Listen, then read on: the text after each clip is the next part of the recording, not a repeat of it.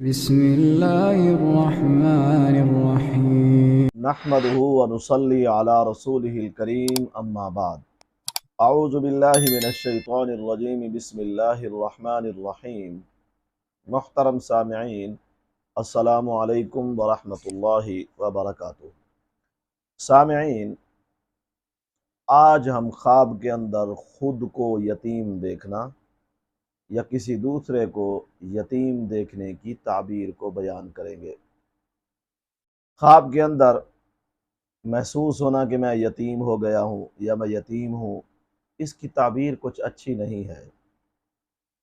ایسا خواب دیکھنے والا اپنے معاملات میں اسی طرح مجبور ہوگا جس طرح یتیم اپنے معاملات میں مجبور ہوتا ہے، یا ایسا خواب دیکھنے والے شخص کے معاملات اس قسم کے ہو جائیں گے، کسی بھی دنیاوی معاملات میں یہ مجبور ہو جائے گا، لین دین کے حساب سے، برادری کے حساب سے، دوست احباب کے حساب سے، جس طرح یتیم کے معاملات دوسروں کے ہاتھ میں چلے جاتے ہیں وہ خود مجبور محض ہوتا ہے، ایسا خواب دیکھنے والے شخص کے معاملات بھی دوسروں کے ہاتھ میں آ جائیں گے، وہ خود مجبور بن جائے گا جس طرح کے دنیا کے اندر یتیم مجبور ہوتا ہے۔